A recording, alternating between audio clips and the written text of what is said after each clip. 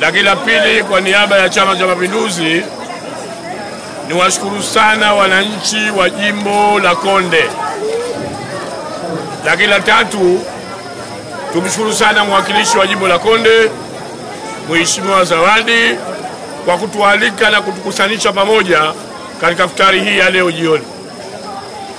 Kwanza kabisa tunabudi tuendelee kumshukuru Mwenyezi Mungu na kumwombea kwa Mwenyezi Mungu ampe wepesi katika safari yake ya kisiasa, lakini ampe wepesi katika shughuli zake za kazi za kiserikali. Amen, amen. Kwani alichokifanya ni jambo kubwa ambalo ni miongozo ya mtume wetu Muhammad sallallahu alaihi wasallam, ambaye binadamu yoyote mwenye uwezo japo mdogo wakusanye wenzako uwafutarishe.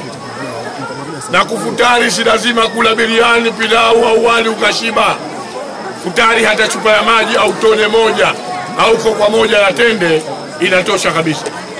Kwa kweli leo tumekuja hapa, tumefarijika na futari hii, na hii imejenga upendo, mshikamano, kwa sababu tumekutana maeneo, watu wa vijiji mbalimbali, maeneo mbalimbali kushiriki futari hii.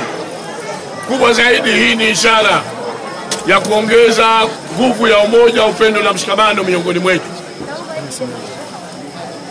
Kwa hiyo niwaombe sana, tupo katika mwaka 2025, mwaka huu wa uchaguzi.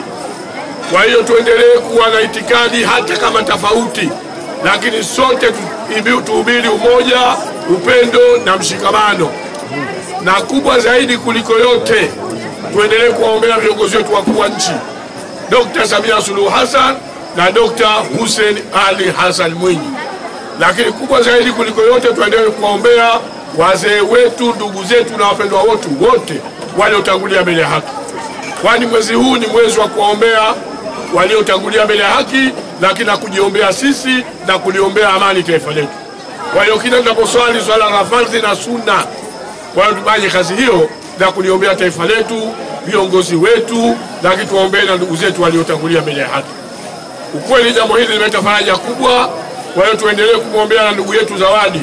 Mwenyezi Mungu azidi kumuhifadhi, amlinde na katika changamoto zote anazokabiliana nazo, kwa sababu siasa ni shughuli ngumu, sio shughuli nyepesi kama watu tunavyoifikiria.